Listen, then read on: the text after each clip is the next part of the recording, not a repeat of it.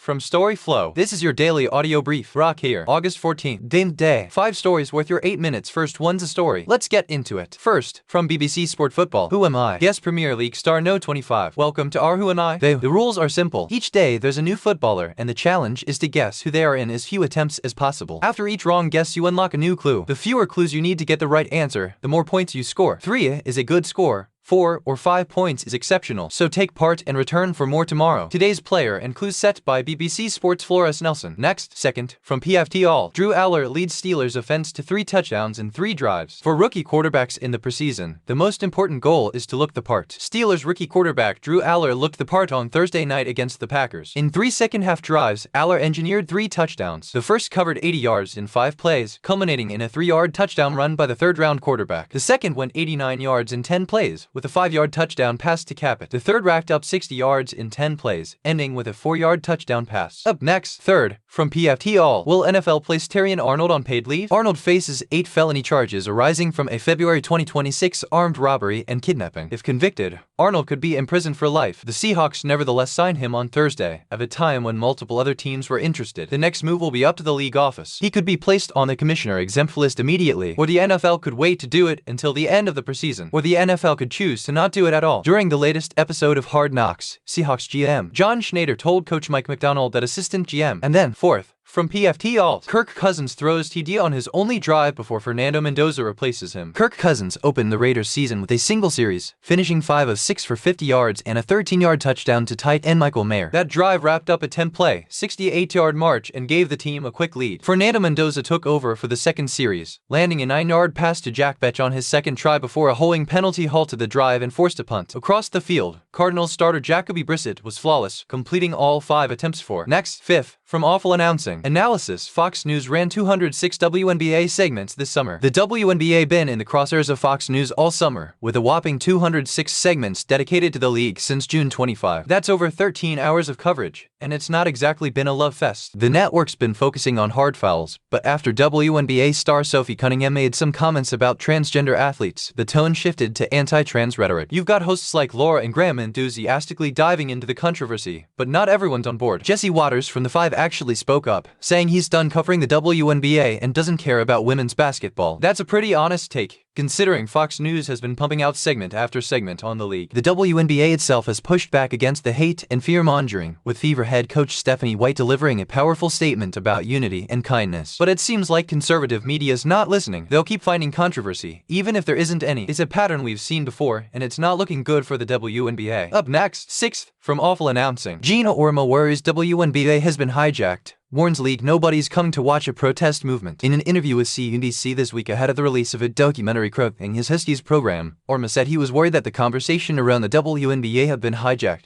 and offered a warning to Commissioner Kathy N. Gilbert and players that nobody's watching the league to watch another protest movement. Orma's comments came after recent media firestorms around Sophie Cunningham coming out against transgender women competing in women's sports, and John I. Carrington claiming UConn's Gina Orma is concerned about the direction that WNBA chatter is headed. That's the rundown. Back at it tomorrow. That's your brief. Find everything at